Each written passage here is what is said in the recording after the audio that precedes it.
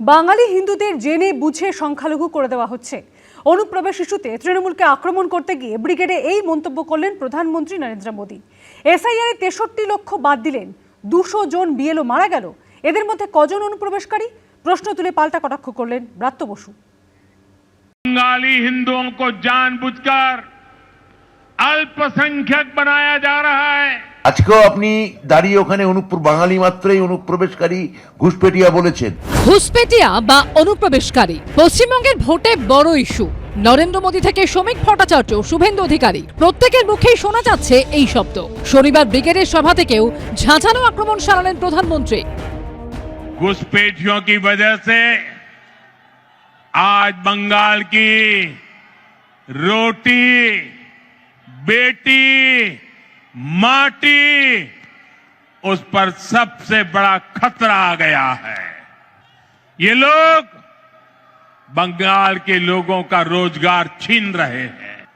तुष्टीकरण का ऐसा खुला खेल, जब शरणार्थी हिंदुओं को नागरिकता देने की बात होती है तो पूरी टीएमसी उसका विरोध करती है। আজকেও আপনি দাঁড়িয়ে ওখানে বাঙালি মাত্রই অনুপ্রবেশকারী ঘুষপেটিয়া বলেছেন। এই যে এসআইআর হলো, 63 লক্ষ নাম বাদ দিলেন। এই যে 63 লক্ষ নাম আপনারা বাদ দিলেন, আপনি বললেন অনুপ্রবেশকারী ঘুষপেটিয়া রোহিঙ্গায় বাংলা নাকি ঠিক করছে।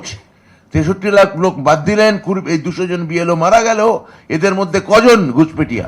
মন্দির, মসজিদ, গীতা, কোরআন, রাম, হনুমান, হিন্দু, মুসলিম জানি একসময় গোবলায় রাজনীতি হতো, তার এখন পশ্চিমবঙ্গের রাজনীতিতে রমরমা। বিজেপি বনাম তৃণমূল, রামনবমী, হনুমান জয়ন্তী থেকে মহাকাল মন্দির, দুর্গা অঙ্গন, এই আবহে কৌশলে জনবিন্যাস পরিবর্তনের বিজেপির পুরনো ইস্যু ব্রিগেডের মাটি থেকে নতুন করে তুললেন নরেন্দ্র মোদী। वो हिंदुओं को तो अपनी वोट बैंक नहीं समझते, उनसे उनके आपराधिक गिरोह नहीं बढ़ते, इसलिए ये लोग एसआईआर का भी विरोध करते हैं ताकि घुसपैठियों के नाम वोटर लिस्ट से हट न जाए, वोटर लिस्ट शुद्ध न हो जाए। और ये तो ऐसे लोग हैं जिनकी मृत्यु हो चुकी है, उनके भी नाम निकालने के लिए तैयार नहीं है।